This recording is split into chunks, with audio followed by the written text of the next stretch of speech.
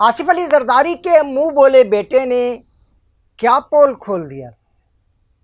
آگے آپ کو بتاتا ہوں۔ آصف علی زرداری اور اسٹیبلشمنٹ کے درمیان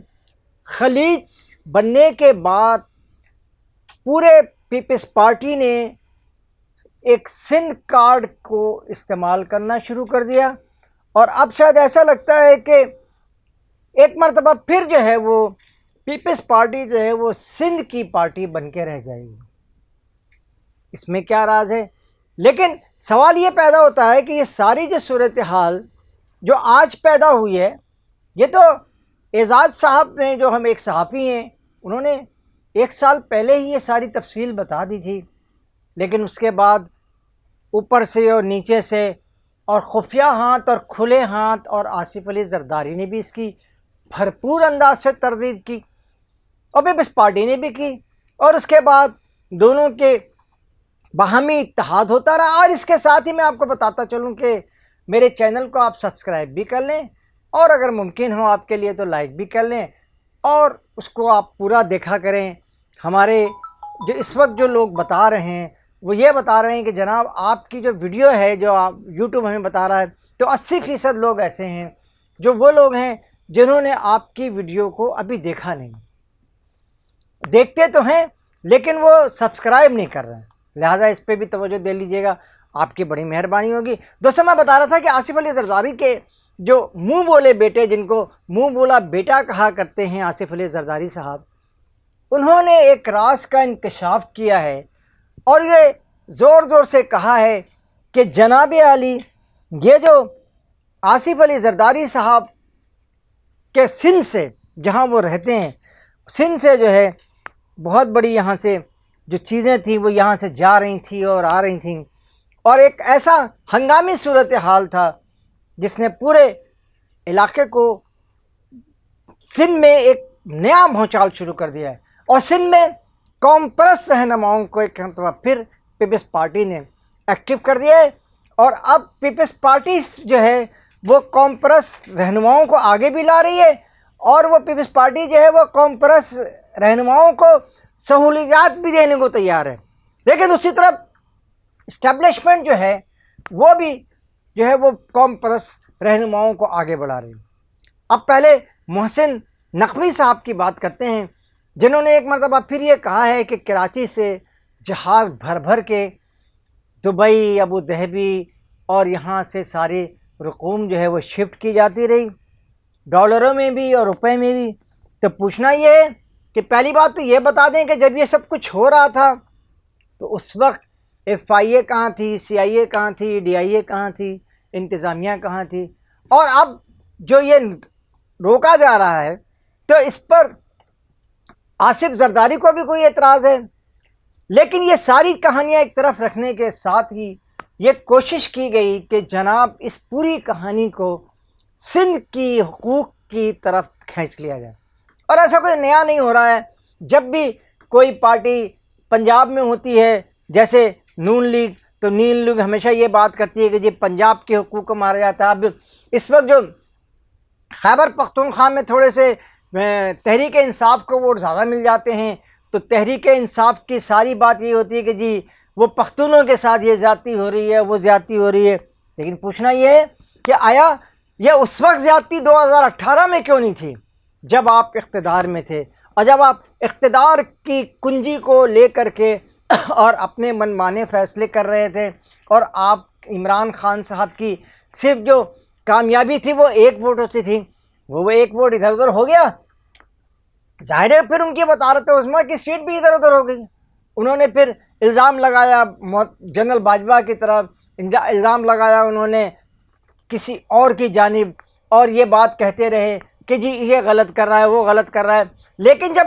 2018 میں غلط ہو رہا تھا تو ہر غلط صحیح تھا۔ آج بھی ایسے ہی ہے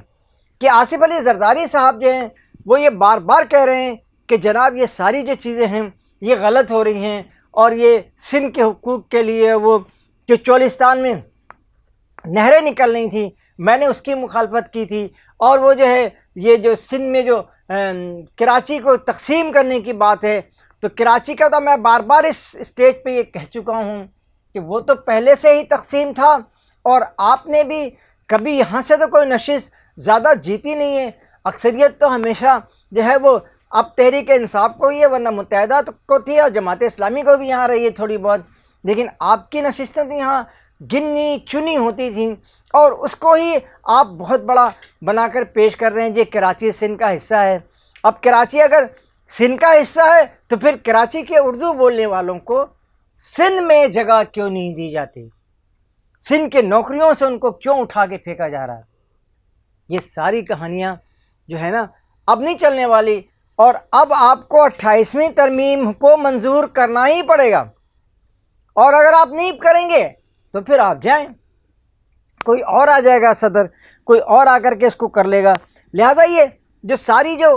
تانا بانا بنا، اس نے یہ بات ایک مرتبہ پھر یہ ثابت کی کہ اقتدار جو ہے وہ کسی سیاسی پارٹی کا نہیں ہوتا، بلکہ اقتدار جو ہے وہ اسٹیبلشمنٹ کا ہوتا ہے، اقتدار جو ہے وہ ملک کے دفاع پر ہوتا ہے، اور ملک کا دفاع اگر اب اس سلسلے میں آپ سے یہ پوچھنا چاہتا ہوں کہ آپ پیپلز پارٹی نے کوئی سرکاری طور پہ اس پہ کوئی بیان نہیں دیا، ان کے جو وی لاگر ہیں جو جس میں شکیل نائش شامل ہیں، جس میں جو ہے وہ دیگر وہ شامل ہیں وی لاگر، اور وہ کہہ رہے ہیں کہ جی یہ سندھ کے حقوق پر ڈاکہ ڈالا جا رہا ہے۔ ارے بھائی سندھ کے حقوق پہ تو ہر وقت آپ کہہ رہے ہوتے ہیں ڈھاکہ ڈالا، سندھ کا صدر بھی ہے، سندھ کا وزیر اعلیٰ بھی ہے، اور 1-2 سال سے نہیں 17 سالوں سے ہے۔ تو یہ ساری صورتحال جو اس وقت سامنے آئی ہے وہ اچھا، اب نقوی صاحب نے جو پول کھولی ہے کہ جی یہاں سے پیسہ گیا ہے اور یہاں سے جو پیسہ گیا ہے کیا، اور انہوں نے جو سب سے حسین بات کی وہ یہ کی کہ کراچی سے صرف 3 لوگوں کو گرفتار کر لیا جائے تو پھر یہ پتہ چل جائے گا کہ یہ آخر پیسہ جا کہاں رہا ہے۔ اب میں یہ پوچھنا چاہتا ہوں کہ مجھے کامران ٹیسوری صاحب کو ہٹایا تھا، اب آپ کو اس پر افسوس تو ہو رہا ہوگا، کیونکہ کامران ٹیسوری تو یہ پیسہ لانے لے جانے میں ان کے بہت سارے کاروبار ایسے ہیں جن کے ذریعے پیسے جاتے بھی ہیں اور آتے بھی ہیں، لیکن یہ جو آپ کاروبار نہ کرنے کے باوجود پیسے پھینک رہے تھے، لہذا یہ ساری جو اس وقت صورتحال سامنے آ رہی ہے اس پر یہ بات سوچنی چاہیے پیپلز پارٹی کو کہ وہ کہاں کھڑی ہے۔ پیپلز پارٹی کو جب اقتدار ملتا ہے تو اسٹیبلشمنٹ بھی اس کی صحیح ہو جاتی ہے، سندھ کے حقوق بھی ملنا شروع ہو جاتے ہیں، اور پیپلز پارٹی سے جب اقتدار لیا جاتا ہے تو سب سے پہلا لفظ جو وہ نکالتے ہیں وہ یہ نکالتے ہیں کہ یہ سندھ کی اسٹیبلشمنٹ جو ہے وہ سندھ کے حقوق چھین رہی ہے، سندھ کی نہریں چھین رہی ہے، کالا باغ ڈیم بنا رہی ہے، اور یہ ساری کہانی جو ہے نہ انہوں نے کالا باغ ڈیم بننے دیا، نہ انہوں نے اپنے علاقوں کو سیراب کیا، اور نہ ہی یہ آج جو ہیں وہ سندھ کے غریب عوام کو خوشحال دیکھنا چاہتے ہیں۔ یہ آج بھی جو ہیں وہ اسی سلسلے میں لگے ہوئے ہیں کہ ہم کسی طرح سے اپنا کام آسان کریں، اپنی دبئی کی جائیدادیں بنائیں، لگزمبرگ میں آپ اپنی جائیدادیں بنانے الزام لگا رہے ہیں کہ جی آپ وہ انور مجید کچھ پیسے لے کے بھاگ گیا ہے، اس کو پکڑ کے لانا ہے۔ اب کوئی ہاتھ نہیں آتا، اب آپ لگزمبرگ بھاگ جائیں یا آپ دبئی چلے جائیں، یہ ساری صورتحال تو ہو سکتی ہے، لیکن اگر آپ یہ سوچ رہے ہیں کہ آپ یہ سب کچھ بہت طویل عرصے تک جاری رکھ سکیں گے تو اس میں تو میرے خیال میں کبھی بھی کسی گنجائش نہیں ہے۔ آپ کو تو گھیرا ہی اسی لیے جاتا ہے تاکہ آپ کو قانونی اور غیر قانونی باتوں کی جو ہے اسے ہٹا کر کے اور ایک ایسا کام کیا جائے جو اس ملک کے لیے خراب ہو، جو اس علاقے کے لیے بربادی کا باعث بنے۔ آپ دیکھ لیں سندھ میں، آپ بتائیں کہ پوری پیپلز پارٹی مل کر کے یہ بتا دے کہ اس نے 18 سالوں میں سندھ کا کون سا علاقہ ترقی یافتہ بنا دیا، کہاں فیکٹریاں لگا دی ہیں اس نے،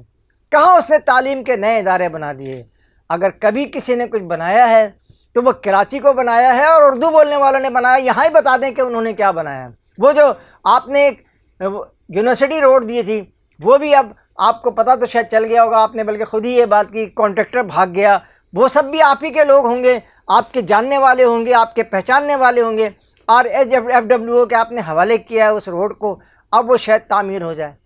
اس کے ساتھ ہی قاضی جاوید آپ سے اجازت چاہتا ہے۔ اللہ نگہبان، آسرا رکھیے، انشاءاللہ پھر آپ کے اچھے دن آئیں گے۔ اللہ حافظ، السلام علیکم۔